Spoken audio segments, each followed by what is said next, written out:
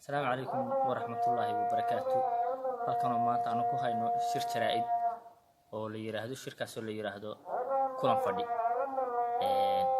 waxaan leeyahay ummadda Soomaaliyeed meel wacan baad wax baranaysaan. wadankuna maanta meel wanaagsan buu inoo marayaa. dhalinyarada Soomaaliyeed baan baraarujinayaa. waxaan leeyahay wacyigelin waan siinayaa dhalinyarada Soomaaliyeed. waxaan leeyahay dalkeena iimaansada taariikhda iska daaya, dalkeena ka shaqaysta, bariheena fasha waxa weeye dalkeena aaminsan ma garateen.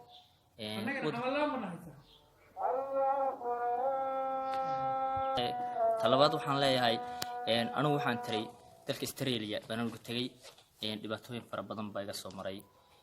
maanta oo waliba aan joogo Soomaaliya dalkeena aan joogo ma sha Allah wuxuu ku nabad qabaa ma sha Allah nimca Allah ugu ayaa.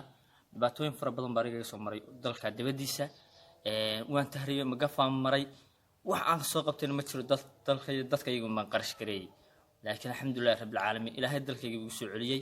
maantana nimca Allah ugu ayaa. beerahaygaan fashaa alxamdulillah rabbil caalamiin baan ugu ayaa.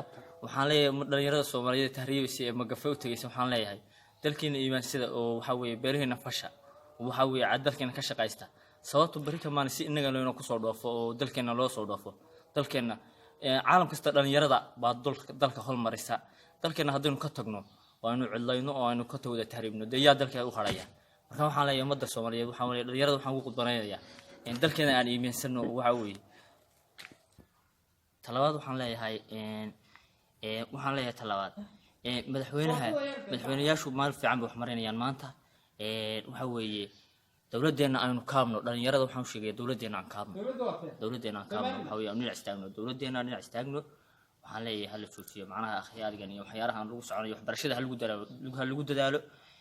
dalalka caalamka waxbarasho xumada Soomaaliya waa 100% hoos u dhacday caalamada markii la tartamay. yarkadana meel wanaagsan baynu maanta maraynaa. assalaamu calaykum waraxmatullaahi wabarakaatuh.